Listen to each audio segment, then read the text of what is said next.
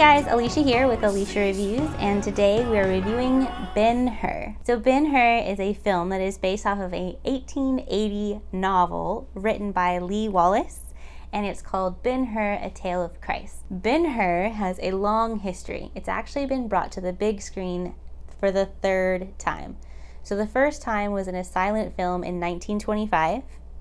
Then the second time was the epic 4-hour-long adventure that we all know and love, the classic film Ben-Hur, A Tale of Christ, that was done in 1959. And then the third time, now in 2016, brought to life in 3D as well.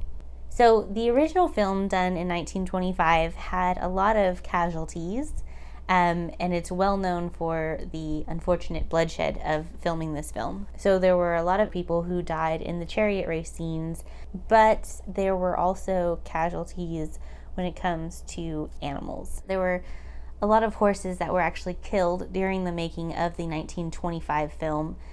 Some of them were even shot for just having a gimp or a limp. Instead of being brought to the vet, they were killed. That stigma from the first actually cultivated rumors in the second, saying that there were deaths that occurred in the second film because of the editing style and everything. It looked so realistic that people actually believed that there were casualties in the second film as well, which is not the case. And I'm guilty. I am guilty of believing the rumors. I thought that people had actually died in the second one as well, but they did not. The worst thing were some cuts and bruises, and some sunburns. Now, there were no deaths in the making of this 2016 version. Thank goodness. And there were no animals harmed in the making of this film. So funny thing about that, it's actually because of this second unit director, B. Reeves Eason. And he was also the second unit director of The Charge of the Light Brigade, where he was famous for killing as many horses as he possibly could. So the bloodshed actually led Congress to review and come down on a ruling in regards to animal cruelty and uses of animals on set.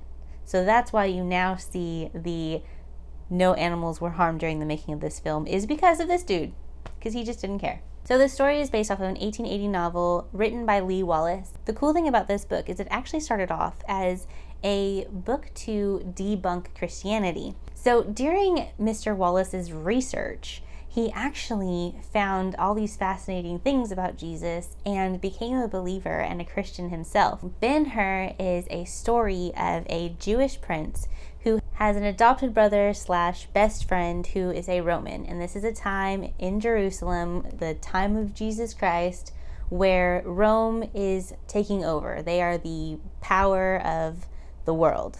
The brother, the Roman brother, actually goes out and becomes a soldier. He returns to Jerusalem, where the Jewish prince and his family lives, which coincidentally is also where Jesus is at.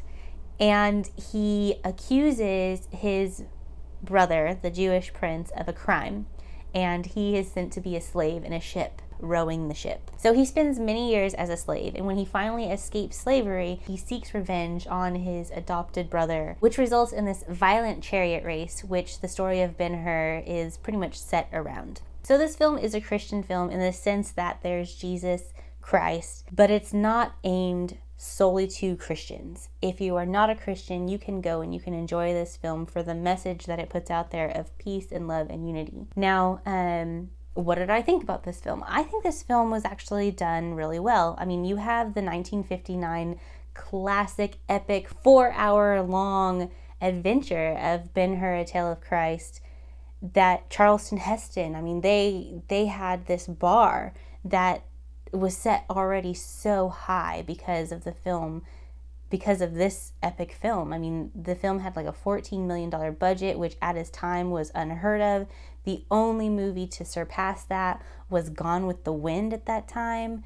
The 2016 version has to compete with that already. And so I think it did a really great job of owning it, becoming its own, and doing that, but yet still sticking to the original storyline. Now, the acting I thought was really great. The portrayal of the characters and the hurt of the characters, the turmoil that they have to go through, was spot on. Morgan Freeman is in this film, and I love Morgan Freeman, so nothing against him, but I think that it was a poor casting decision. And the reason for that is because he has branded himself and marketed himself as someone so 21st century now. It's kind of like when I reviewed Tarzan. I had said that Samuel L. Jackson's character, he's such a great actor, but he just didn't fit the time period. And that's the same thing that I have with Morgan Freeman, is he's a great actor, he just didn't fit that time period. He still has his epic voiceover voice, but everybody else has these accents and is following along with the time period, and Morgan Freeman sticks out like a sore thumb. He's Morgan Freeman in this movie. He's Morgan Freeman. He's not an African in the time of Jesus Christ. That's probably a really mean thing to say, but it's true. Love him. Out of 5 stars, I give this film 4 stars. I think that it's a great one to go see in the theaters. It's a good one to bring your kids. It's rated PG-13.